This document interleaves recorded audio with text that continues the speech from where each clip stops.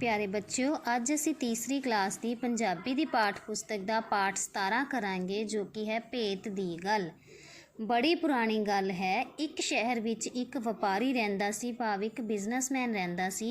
उसका कारोबार, उसका बिजनेस दूर दूर तक फैलिया होया सी। वो एक थां तो समान खरीददा अते दूजी थां ते वेच दिंदा। इस तरह उसने बहुत पैसा ते नाम कमाया। एक बार वो अपने व्यापार के संबंध दे विच किधरे दूर जान लगा। उसने अपने घर के सारे जियां नूं पुछया, जियां भाव घर के सारे मैंबर्स नूं पुछया, उत्थों तुहाडे लई की लैके आवां। सब ने अपनी अपनी पसंद दीयां चीज़ां दस दित्तियां। उसने एक तोता भी पालिया होया सी।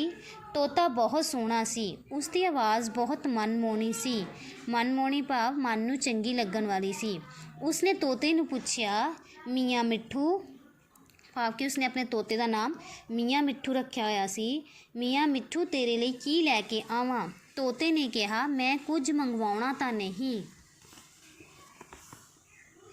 पर इन्ना काम कर देना कि जिथे किधरे तोते मिलन उन्हां नूं मेरा सलाम कर देना।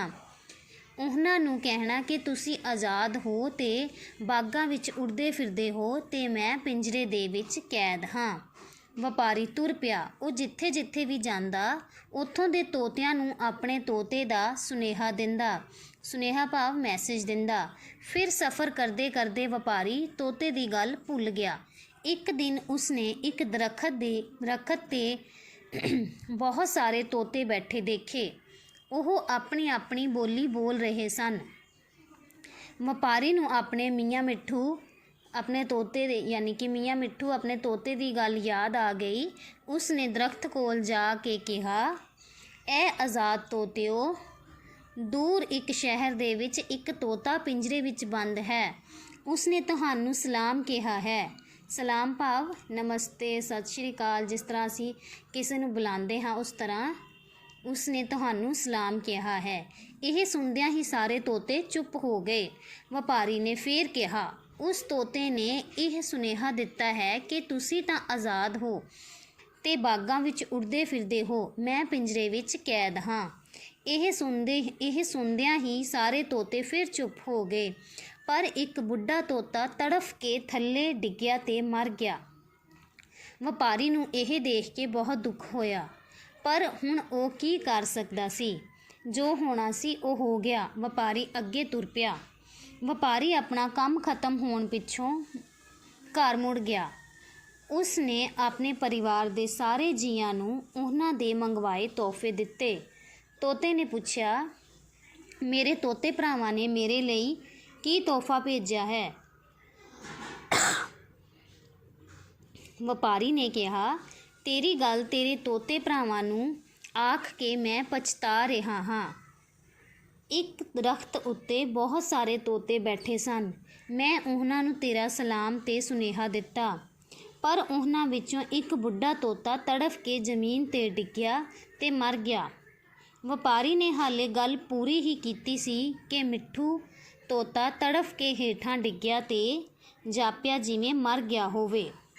व्यापारी नूं बहुत अफसोस होया। वो अपने आप नूं बुरा भला कहन लगा, जो मैं यह गल इस नूं ना दसदा तां की विगड़ जांदा।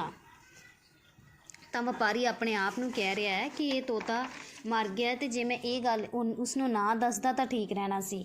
उदास मन नाल व्यापारी ने पिंजरा खोलिया ते तोते नूं बाहर कढ़ दिता। तोता फुर करके उड्डिया ते दरखत ते जा बैठा। व्यापारी ने हैरान हो के पुछया, आ की गल होई, इहदे विच की भेत है। भाव कि व्यापारी ने तोते नूं पुछया कि इस दे विच की भेत है, भाव कि इस दे विच की राज है। तोते ने कहा, यह तोहफा भेत दी गल उस बुढ़े तोते ने मैनू कैद विचों आज़ाद होने लई भेजिया सी। पिंजरे दी गुलामी नालों आज़ाद हवा चंगी हुंदी है। बच्चों, जिस तरह इस कहानी दे विच असीं पढ़िया कि एक तोते नूं एक व्यापारी ने पिंजरे विच बंद करके रखिया सी, पर तोता उस वक्त खुश होया जदों वो पिंजरे दे विचों बाहर आया। इस तरह आज़ादी सारिਆਂ ਨੂੰ चंगी लगती है। इस बाद असीं करांगे पाठ अभ्यास। पाठ अभ्यास विच सब तो पहले हैं शब्द अर्थ। कारोबार, कारोबार भाव व्यापार या कामकार। आज़ाद आज़ाद खुल, अफसोस दुख, तड़फ के दुखी हो के, भेत दी गल गुज्जी गल, जो कि साडे पाठ का नाम है। भेत दी गल, भेत भाव गुज्जी गल, जो किसे किसे नूं ही समझ आउंदी है। मनमोहनी, मन नूं चंगी लगण वाली, सफ़र यात्रा, विगड़ खराब, गुलामी किसे दे अधीन होना। इस तो अगे हैं मौखिक प्रश्न।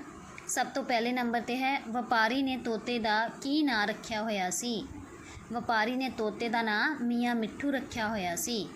तोते दी आवाज़ किहो जही सी। तोते दी आवाज़ मनमोहनी सी। तोते ने अपने साथी नूं की कहन लई कहा। तोते ने अपने साथी नूं सलाम कहन लई कहा। इस तो बाद हैं ठीक दे अगे सही दा निशान लगाओ। वपारी दा दूर दूर तक की फैलिया होया सी, कारोबार भाव की बिजनेस। तोता कित्थे कैद सी। तोता पिंजरे विच कैद सी। बुढ़े तोते ने तोहफा किस नूं भेजिया। बुढ़े तोते ने तोहफा मियाँ मिट्ठू नूं भेजिया। उस तो बाद हैं प्रश्न उत्तर। सब तो पहले नंबर ते प्रश्न है, वपारी ने की पालिया होया सी। वपारी ने एक तोता पालिया होया सी। नंबर 2 ते है, मियाँ मिट्ठू ने वपारी नूं की काम दस्या। मियाँ मिट्ठू ने वपारी नूं कहा कि जिथे भी तोते मिलन मेरा सलाम कहना।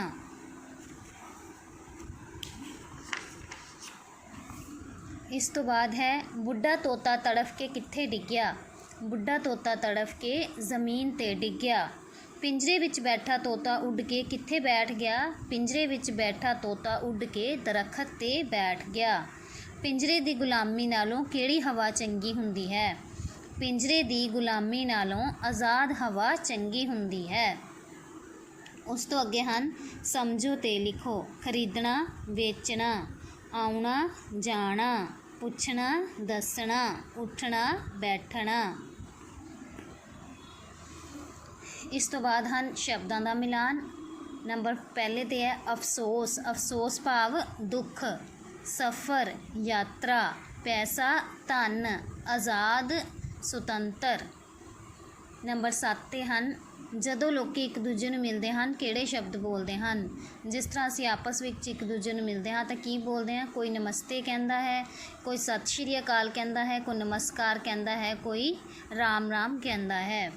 इस तो अगे है बोल लिखत। अध्यापक पाठ विचों शब्द चुन के बोले ते बच्चियां नूं लिखण लई कहे। जिस तरह कि असीं डिक्टेशन लिखते हैं उस तरह ही तुहाडे अध्यापक डिक्टेशन बोलणगे ते तुसीं उसनूं लिखना है। इत्थे ये पाठ खत्म हुंदा है। उम्मीद है तुहानूं ये पाठ समझ आ गया होवेगा। धन्नवाद।